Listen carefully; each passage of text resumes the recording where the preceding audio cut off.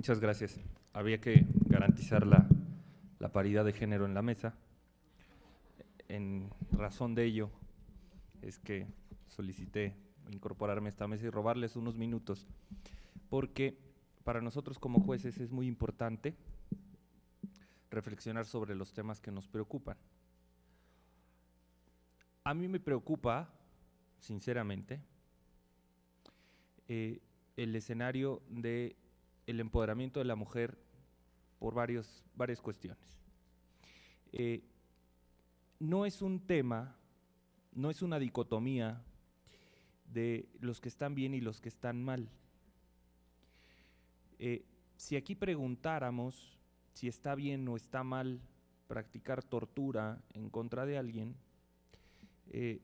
todos asumiríamos una posición, quiero pensar, y habría quien podría pensar que a lo mejor en algunos casos se justificaría torturar a alguien, muy respetable su punto de vista, pero al integrar, al formar parte de una comunidad, tenemos que ser particularmente cuidadosos de salvaguardar los derechos de todas las personas. Yo les quiero generar una reflexión y preguntárselas a los varones y a las mujeres. Y pongámonos en este escenario. El caso de nosotros varones, imagínense en una calle, caminando ustedes absolutamente solos, y remóntense en inteligencia emocional a la percepción que ustedes tendrían en ese contexto, ¿sí? Y les puedo garantizar que la percepción que tuvieron como varones y la percepción que tuvieron nuestras compañeras es muy diferente. Pero ahora imagínense ese mismo escenario de ustedes rodeados de gente del sexo opuesto. Es lo único que les pido, ¿eh?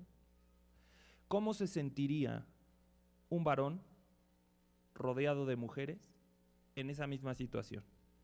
¿Y cómo se percibiría una mujer en esa misma situación? Así de grave es nuestro problema. Y además tenemos que estar conscientes, varones y mujeres, del problema. No es una cuestión menor. Y esto no cursa por un tema de pareceres o de ideas o de ánimos. Es un tema que hay que solucionar. ¿Cómo se soluciona? Bueno, pareciera ser que resulta, y decía el magistrado Nava hace un rato, vamos a hablar un poquito de las obviedades, pues resulta ser que pues hay que hacer que las mujeres se sientan más seguras. Cuando yo hablo siempre de género, les digo, inicio mis exposiciones con el siguiente símil, que me parece ser, y es lo que quería compartir con ustedes. Vamos a hacer un negocio, vamos a poner una empresa en la que vamos a dividir las tareas, ¿sale? Para de arranque, en el capital, ustedes mujeres van a aportar el 55%, nosotros aportamos el 45%, ¿sale? Vamos a hacer nuestras funciones, pero al momento de desarrollar nuestras funciones, vamos a tener las siguientes tareas divididas. Nosotros los varones nos ocupamos de ser proveedores, nos vamos a ocupar de asumir las posiciones en el gobierno, nos vamos a encargar de llevar a cabo las relaciones públicas, y ustedes las mujeres realizan las funciones de apoyarnos en el curso de la educación de los hijos, la casa, Así se ha manejado la sociedad mexicana. Y al final, al momento de dividirnos, al hacer los dividendos, a ver, a nosotros nos toca el 85% de la representación política y a ustedes el 15%, en el mejor de los casos. Esto ya no es razonable. Ya no puede ser un negocio en el que le querramos seguir entrando. ¿Por qué? Porque vamos derechito al fracaso. Ninguna empresa se podría manejar así. Y sin embargo, las relaciones de poder de la mujer en representación de órganos públicos, en tribunales, en todos los cargos de elección popular o no, está sustancialmente disminuida. ¿Y qué es lo que esto provoca? Bueno, pues que las voces de las mujeres en espacios de poder de decisión no sean lo suficientemente escuchadas ni con el volumen ni con la intensidad que se requiere. Pero además también genera la desesperanza de las mismas mujeres de alcanzar estos espacios y en ocasiones el bloqueo de las mismas mujeres para llegar a este espacio, y en esto seamos reales. Uno de los paradigmas de la nueva masculinidad es esa, no solo garantizar no asumir una actitud de rechazo a la perspectiva de género y a la equidad, sino inhibir conductas incluso del propio género, no solo del género propio, sino del opuesto, que tiendan a perpetuar estos estereotipos. Y verdaderamente esto es materialmente un reto. Y es un reto en el Estado de México, es un reto en Colima, en Michoacán, sin duda alguna, en Hidalgo, pero en sus dimensiones va alcanzando perspectivas distintas. No es lo mismo la problemática que vivimos en la Sierra de Guerrero que la problemática que vivimos en Paseo Toyocan. Es total y absolutamente distinto. Y a partir de eso tampoco podemos inventar varitas mágicas ni fórmulas que digan con esto vamos a solucionar. Y celebro mucho la opinión de la doctora. Es un tema de educación. Es un tema que si no le echamos ganas desde ahorita con las generaciones que vienen, no la vamos a ver y no lo vamos a solucionar. Por más sentencias, por más protocolos, por más decisiones que se construyan y se hagan. Yo les pido que nos remontemos al proceso penal. Piensen ustedes cómo era la detención, el proceso de interrogatorio y la consignación de una persona en 1970. ¿Cómo habrá ocurrido en aquel momento? Y les voy a invocar una palabra que para ahora los jueces, quienes tuvimos la fortuna de ser jueces penales, suena y suena fuerte en el despacho. Y la palabra es tortura. Los jueces penales tenían manifestaciones subjetivas, carentes de tiempo, modo y lugar, que alegaban, fui torturado. Mi confesión se obtuvo mediante tortura. Y esto provocaba que los jueces hicieran un examen, y lo decían hace un momento mis compañeros que me antecedieron en la voz, en el sentido de, bueno, es que no está del todo demostrado, es que no hay elementos que señalen, ¿no?, que efectivamente fuiste torturado, pues a lo mejor sí tienes algunas lesiones, pero estas, según constan en los partes, pues te las autoinfligiste. Y entonces la tortura quedaba como este tema que es como el fervor patrio, ¿no? Todos sabíamos que existía, pero no sabíamos cómo era. Y entonces empezaron a ocurrir, se llevaron casos a la Corte Interamericana, casos de 1970. El caso Montiel, ¿no?, que sienta un paradigma muy fuerte y dice, a ver, autoridad del Estado mexicano, solo tú te sigues creyendo que este tema de la tortura no es un problema. Entonces, vamos a ponerle una solución fuerte.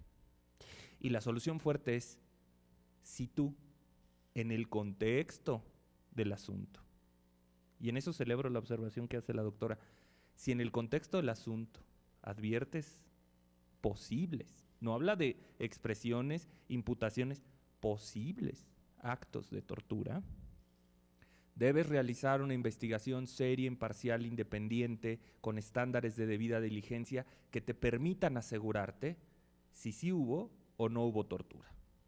Y luego a partir de eso, bueno, pues nosotros como Estado mexicano nos vimos obligados a modificar muchas cosas, se dio el surgimiento del Protocolo de Estambul, como muchos otros elementos que no son útiles para efecto de sancionar la tortura. Pero ¿cómo? Hay una ley para prevenir y sancionar la tortura, ¿no? Pero ¿cómo se dio todo este fenómeno? ¿A partir de qué? Bueno, pues a partir de que un órgano internacional nos tuvo que hacer evidente este problema. Con la violencia política de género y con el género, creo que vamos caminando ya en un sentido de evitar este problema. Y lo que quiso hacer la sentencia de la sala, y así, y están de testigos mis secretarios porque así se los dije, es sentar un precedente que equiparara la violencia política de género con la tortura. Bastaba con que se invoquen hechos que puedan materializar violencia política de género para que se realice esta investigación. Nosotros no vamos a determinar responsables o no. Y lo cierto es que el día de ayer, bueno, hoy por la mañana, la Sala Superior emitió ya un criterio en el sentido que determinó responsabilidad de integrantes de un cabildo en Guerrero por violencia política de género. Y así tal cual lo determinó la Sala Superior, y verdaderamente esperamos el engrose para analizar cuáles fueron las consideraciones. Pero por lo menos nuestro deber es ordenar la investigación de los actos. Y en este caso, en el caso de esta regidora de Hidalgo, permeaban dos elementos. El primero que ya se analizó, que fue la cuestión relativa a su destitución. Decía el magistrado que no se había analizado la cuestión de la temporalidad. En realidad hay un apartado pequeño en el momento en el que se analiza esta cuestión, en el que se dice que es un acto emitido por autoridad incompetente. Y al ser emitido por una autoridad incompetente, tiene una afectación tal que no puede surtir efectos en contra, y menos tratándose de un acto privativo, en contra de quien le es opuesto. Vaya toda proporción guardada, es como una sentencia de divorcio dictada por un juez laboral. Entonces, en ese sentido, el planteamiento que se había hecho buscaba proteger y garantizar, y aquí pudo no haberle asistido razón a la regidora. Pudimos haber llegado a la conclusión de que efectivamente la destitución había ocurrido de manera adecuada y que debía permanecer separada de su encargo. Pero eso no hacía dependiente la otra pretensión. Y aquí es donde adquiere una dimensión importante el conocimiento judicial. El tomar conocimiento judicial de actos de violencia política de género genera ya, en los términos en los que estamos actualmente imbuidos, una responsabilidad del Estado mexicano. Si un órgano del Estado toma conocimiento de estos actos y omite realizar cualquier circunstancia tendiente a proteger, garantizar los derechos humanos, puede hacerse responsable y hacer responsable al Estado mexicano de una responsabilidad internacional. Por eso es que se aborda en una primera parte de la sentencia esta situación, y en la segunda se aborda el tema de la violencia política de género. Pero sí es muy importante decir, hay violencia que es violencia, y por violencia y por un acto violento entendemos, y todos entendemos claramente cuál sería un acto violento, ¿sale? Y el hecho de que sea un acto violento cometido en contra de una mujer, ¿no? No necesariamente, y me hago cargo de lo que voy a decir, no necesariamente involucra cuestiones de género. Y esta parte es fundamental, porque si no restamos importancia al tema. Si permitimos que cualquier acto violento cometido en contra de una mujer se vuelva violencia política o violencia de género, entonces estamos haciendo que se pierda el punch del tema. Entonces, también es una situación de cuidar que no se contamine un acto violento, en esencia, un acto que sería violento en contra de un hombre, de un niño, de un homosexual, de un anciano, de una mujer, es un acto violento. Y no por ese solo hecho tendrá elementos de género. Eso ya nos permite calificar el acto como violento. Ahora, al momento de analizar la violencia política de género, en este caso particular, que es el que a nosotros nos toca, el protocolo resulta ser muy útil, porque nos dice en qué casos la violencia se vuelve violencia política de género, y el aspecto esencial es cuando atañe a una mujer por ser mujer. Si yo le dijera a un hombre, pues esto se arregla muy fácil, hombre, lo que pasa es que tienes que ser condescendiente con los hombres. Si eso yo se lo digo a otro hombre, no tiene sentido y no podría enmarcarse en un tema de violencia política de género. Pero si se lo digo a una mujer, el contexto cambia sustancialmente. Y entonces, esto es, sin calificar si lo es o no, pero probablemente constituye un acto de violencia política de género y hay que inhibirlo, hay que evitarlo. Y quería hacer referencia a una sentencia que derivado de las cadenas impugnativas fue revocada por la Sala Superior del Tribunal, pero la Sala tuvo un caso en el que nosotros determinamos anular una elección por violencia política de género. El tema era poner una vara muy alta y decir, mira, la violencia política de género es tan delicada que no es un tema que debas ni siquiera explorar, ni siquiera le busques. O sea, es un tema tan delicado que la simple posibilidad de existencia y estos elementos que tenemos y que tuvo por acreditado el Tribunal de Hidalgo resultan suficientes para decretar la nulidad. Y es que en el contexto de la impugnación, el propio Tribunal de Hidalgo había manifestado que se había afectado la equidad en la contienda.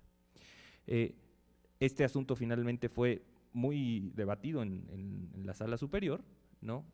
Y se hicieron manifestaciones en el sentido de que estaba reconocida la violencia política de género.